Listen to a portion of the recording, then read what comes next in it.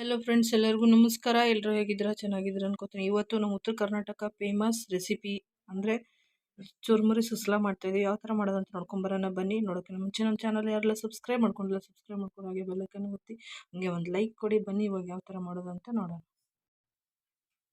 ಇಲ್ಲಿ ನಾನು ಅರ್ಧ kg ಅಷ್ಟು ಮಂಡಾಳನ್ನ ತೊಯ್ಸಿಟ್ಕೊಂಡಿದ್ದೀನಿ, ಅಂದರೆ ಕಡಲೆಪುರಿನ ತೊಯ್ಸಿ ಇಟ್ಕೊಂಡಿದ್ದೀನಿ ನೆನೆಸಿ. ಈ ಥರ ಜಾಸ್ತಿ ಟೈಮ್ ನೆನೆಸಬಾರ್ದು, ಒಂದು 2 ನಿಮಿಷದಲ್ಲೇ ನೀರಲ್ಲಿ ಹಾಕಿ ತೆಗೆದು ಬಿಡಬೇಕು. ಇದು ಸಿಂಗಲ್ ಮಂಡಾಳ ಅಂತ. ಹಾಗೆ ಇಲ್ಲಿ ಒಂದು ಈರುಳ್ಳಿನ ಕಟ್ ಮಾಡಿ ಇಟ್ಕೊಂಡಿದ್ದೀನಿ. ಹಸಿಮೆಣ್ಸಿನ್ಕಾಯಿ 4 ಕಟ್ ಮಾಡಿ ಇಟ್ಕೊಂಡಿದ್ದೀನಿ. ನಾನು ಹಣ್ಣು ಮೆಣಸಿನ್ಕಾಯಿ ಹಾಕ್ತಾಯಿದ್ದೀನಿ, ಹಸಿಮೆಣ್ಸಿನ್ಕಾಯಿ ಇಲ್ಲ. ಮತ್ತು ಕರಿಬೇವು, ಇಲ್ಲಿ ಟೊಮೊಟೊ, ಅರಿಶಿನ ಪುಡಿ, ಮಾಡೋಕ್ಕೆ ಎಣ್ಣೆ, ಹಾಗೆ ರುಚಿಗೆ ತಕ್ಕಷ್ಟು ಉಪ್ಪು. ಇಲ್ಲಿ ಕಡಲೆಕಾಳನ್ನ ನಾನು ಇಟ್ಕೊಂಡಿದ್ದೀನಿ, ಕಡಲೆ ಬೀಜನ ಸ್ವಲ್ಪ ಹಾಕೋಕ್ಕೆ. ಹಾಗೆ ಇಲ್ಲಿ ಕಡಲೆ ಬೀಜದ ಪೌಡ್ರ್ ಕೂಡ ನಾನು ತೊಗೊಂಡಿದ್ದೀನಿ. ಇಲ್ಲಿ ಇವಾಗ ಒಂದು ಪಾತ್ರೆನ, ದೊಡ್ಡ ಪಾತ್ರೆನ ಕಾಯಕ್ಕೆ ಇಟ್ಟಿದ್ದೀನಿ. ಎಣ್ಣೆನ ಹಾಕ್ತಾಯಿದ್ದೀನಿ. ಒಂದು 4-5 ಟೇಬಲ್ ಸ್ಪೂನಷ್ಟು ಎಣ್ಣೆ ಹಾಕ್ತಾಯಿದ್ದೀನಿ. ಎಣ್ಣೆ ಕಾದಿದೆ. ನಾನು ಜೀರಿಗೆ ಸಾಸಿವೆನೂ ಹಾಕಿದ್ದೀನಿ. ಇವಾಗ ಹಾಗೆ ಮೆಣಸಿನ್ಕಾಯಿನ ಹಾಕ್ತಾಯಿದ್ದೀನಿ. ಮೆಣಸಿನ್ಕಾಯಿ ಸ್ವಲ್ಪ ಫ್ರೈ ಮಾಡ್ಕೊಳ್ಳೋಣ. ಕಡಲೆ ಬೀಜನ ಹಾಕ್ತಾಯಿದ್ದೀನಿ. ಶೇಂಗದ ಕಾಳು ಫಸ್ಟೇ ಹುರ್ಕೊಂಡಿದ್ದೀನಿ, ಹಾಗಾಗಿ ಸ್ವಲ್ಪನೇ ಫ್ರೈ ಮಾಡ್ಕೊಳ್ತೀನಿ ಇವಾಗ ಎಣ್ಣೆಯಲ್ಲಿ. ಕಡಲೆ ಬೀಜನೂ ಮತ್ತು ಮೆಣಸಿನ್ಕಾಯಿ ಫ್ರೈ ಆದಮೇಲೆ ಕರಿಬೇವು ಮತ್ತು ನಾನು ಈರುಳ್ಳಿ ಕೂಡ ಹಾಕ್ತಾಯಿದ್ದೀನಿ. ಈರುಳ್ಳಿ ಹಾಕಿ ಸ್ವಲ್ಪ ಕೆಂಪಾಗೋವರೆಗೂ ಬಾಡಿಸ್ಕೊಳ್ಳೋಣ, ಆವಾಗ ಚೆನ್ನಾಗಿರುತ್ತೆ. ಈ ಥರ ಕಡಲೆಪುರಿ ಒಗ್ಗರಣೆ ಮಾಡೋದ್ರಿಂದ ಏನಂದರೆ ಮಕ್ಕಳಿಗೆ ಬೇಗ ನಾಷ್ಟ ಕೂಡ ತಿನ್ನೋಕ್ಕಾಗುತ್ತೆ. ಬಾಕ್ಸಿ ಕೂಡ ಹಾಕಿ ಕಳಿಸ್ಬೋದು, ತುಂಬ ಬೇಗ ಆಗುತ್ತೆ ಬೆಳಗಿನ ನಾಷ್ಟಕ್ಕೆ. ಇದು ತುಂಬ ಜನಕ್ಕೆ ಇಷ್ಟ ಆಗುತ್ತೆ ಈ ಥರ. ನೋಡಿ, ಈರುಳ್ಳಿ ಎಲ್ಲ ಫ್ರೈ ಆದಮೇಲೆ ಟೊಮೊಟೊನ ಹಾಕ್ತಾಯಿದ್ದೀನಿ.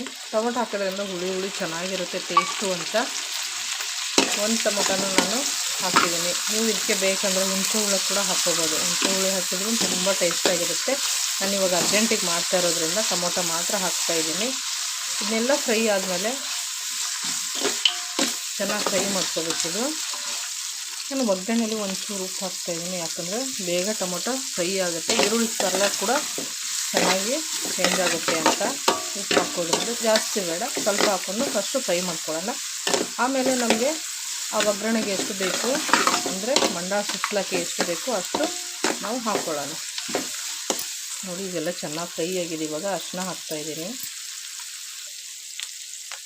ಅರಿಶಿನ ಹಾಕ್ಕೊಂಡು ಇದನ್ನು ಚೆನ್ನಾಗಿ ಫ್ರೈ ಮಾಡಿಕೊಂಡೆ. ಈಗ ನಾನಿಲ್ಲಿ ಹಾಲನ್ನ ಹಾಕ್ತಾಯಿದ್ದೀನಿ. ಸ್ವಲ್ಪ ಹಾಲು ಹಾಕೋದ್ರಿಂದ ತುಂಬ ಟೇಸ್ಟ್ ಬರುತ್ತೆ ಈ ಒಗ್ಗರಣೆಗೆ ಮಾತ್ರ. ನಾವೇನಿವಾಗ ಸುಸ್ಲಾ ಮಾಡ್ತಾಯಿದ್ದಲ್ಲ, ಚುರುಮುರಿ ಸುಸ್ಲಾ, ಇದಕ್ಕೆ ಸ್ವಲ್ಪ ಹಾಲು ಹಾಕಿ ಕುದಿಸ್ಕೋಬೇಕಿದು. ಹಾಲು ಹಾಕಿ ಕುದಿಸೋದ್ರಿಂದ ಸುಸ್ಲದ ಟೇಸ್ಟೇ ಚೇಂಜ್ ಆಗುತ್ತೆ, ತುಂಬ ಚೆನ್ನಾಗಿ ಬರುತ್ತೆ. ಹಾಗಾಗಿ ಸ್ವಲ್ಪ ಹಾಲು ಹಾಕಿ ಕುದಿಸ್ಕೊಳ್ಳೋಣ. ನೋಡಿ, ಇವಾಗ ಚೆನ್ನಾಗಿ ಕುದೀತಾ ಇದೆ, ಆಗಿದೆ ಇದು. ಇವಾಗ ನಾನು ನೆನೆಸಿಟ್ಕೊರೋಂಥ ಚುರುಮುರಿನ ಹಾಕ್ತಾಯಿದ್ದೀನಿ. ಒಂದೇ ಕೈಯಲ್ಲಾಗುತ್ತೆ. ನೋಡಿ, ನಾನು ಹಾಕಿ ಇವಾಗ ಮಿಕ್ಸ್ ಮಾಡ್ತಾಯಿದ್ದೀನಿ. ಈ ಮಂಡಾಳನ್ನ ಸಿಂಗಲ್ ಮಂಡಾಳು, ಡಬಲ್ ಮಂಡಾಳು ಅಂತ ಬರುತ್ತೆ. ಅಂದರೆ ದಪ್ಪ ಚುರುಮುರಿ, ತಿಳು ಚುರುಮುರಿ ಅಂತ ಬರುತ್ತೆ.